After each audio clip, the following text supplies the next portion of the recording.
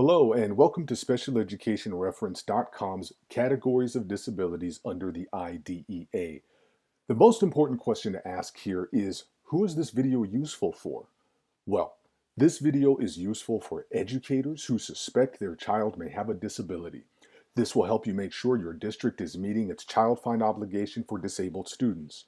This video is also helpful for parents who suspect their child may be suffering from a disability and is considering having them assessed. With this information, both groups may have a good baseline understanding of what the categories of disabilities are under the IDEA. The other question is, why is this information important? This information is important because the IDEA only allows a child free special education supports and services if they fall under one of these categories. If they don't fall under one of these categories, they won't be eligible. It's as simple as that. As a little bit of background, the IDEA was created to help disabled students be educated in the same manner as their non-disabled peers. So, years ago, disabled students were treated differently, sometimes worse, by their schools because of their disability. The IDEA was created out of an understanding that the social, emotional, educational, and self-esteem development of disabled students was just as important as their non-disabled peers. So for more information, you can always go to specialeducationreference.com. One of the most important things to understand is that even children under 3 years old can qualify for special education. So for example, if you have a child who was diagnosed with cerebral palsy, or you have a 2-year-old who hasn't said his first word yet, they may be eligible to go to a specialized preschool as an early intervention. However, the IDEA generally covers children who are between 3 and 21 years old. So this is where those categories come into play because they're generally much more easily identified in children who are a bit more developed than maybe a toddler. So let's go over very quickly what those categories are. Those categories are autism, deaf-blindness, deafness, emotional disturbance, hearing impairment, intellectual disability, multiple disabilities, orthopedic impairment, other health impairment, specific learning disability, speech and language impairment, traumatic brain injury, and visual impairment. So let's cover the ones that show up most often in schools, their definitions, and some general tips regarding each one of those. So let's start with autism. Autism is defined as a developmental disability significantly affecting verbal and nonverbal communication and social interaction, generally evident before the age of 3, that adversely affects a child's educational performance. So most parents already know if their child has autism, but remember that autism is on a spectrum. This means that a child may exhibit some of the symptoms of autism every so often. A good example is a child who is autistic but has friends at school. It may not seem like he has issues with social interaction, but in watching carefully, you notice he has trouble communicating. He may tune them out frequently, or he may just not make eye contact with them at all. Those students are usually on the opposite end of the spectrum compared to the full-blown autism that exhibits more obvious signs like rocking or yelling or other sensory issues. If you're noticing these things and you're an educator or you're a parent, request an assessment immediately. Another common disability is emotional disturbance. So what does emotional disturbance mean?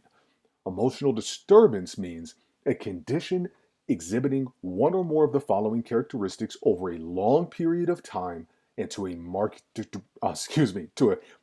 degree that adversely affects a child's educational performance.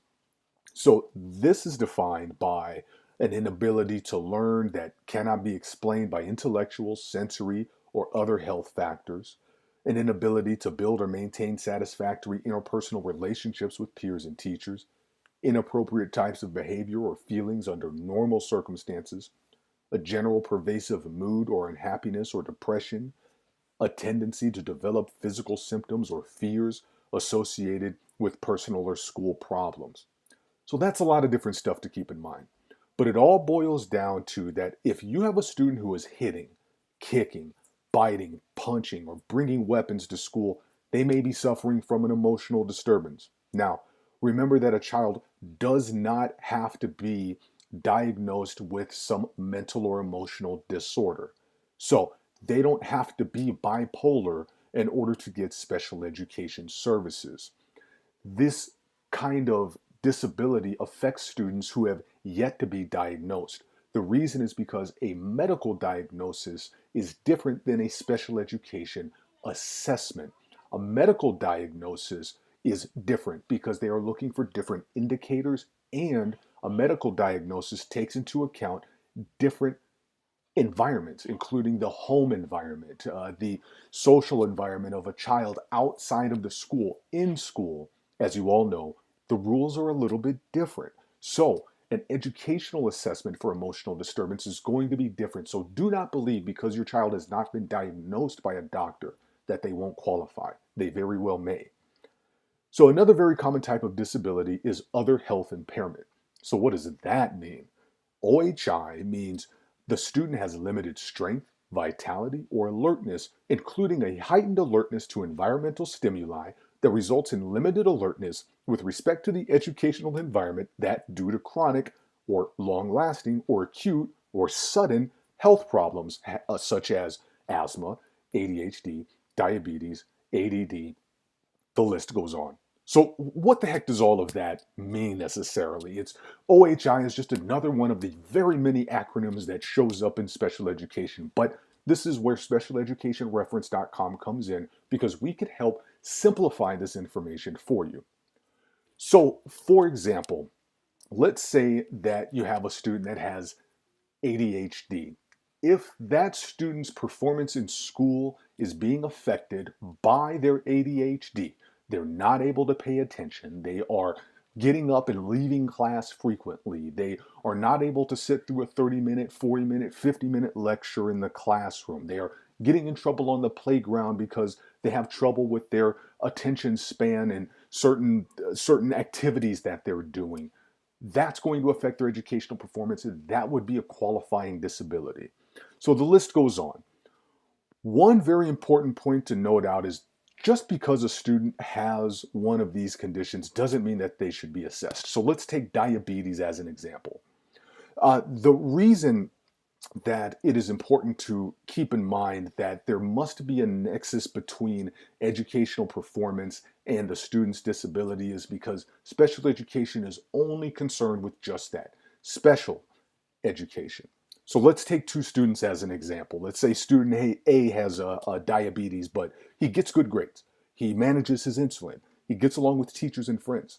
He probably shouldn't be assessed. He's doing well. His educational performance isn't impacted by his condition, even though he may have to stick a needle in his stomach every so often, and he has pills that he takes once he gets home.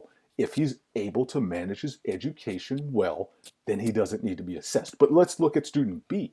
Let's say student B has diabetes too, but his grades are poor.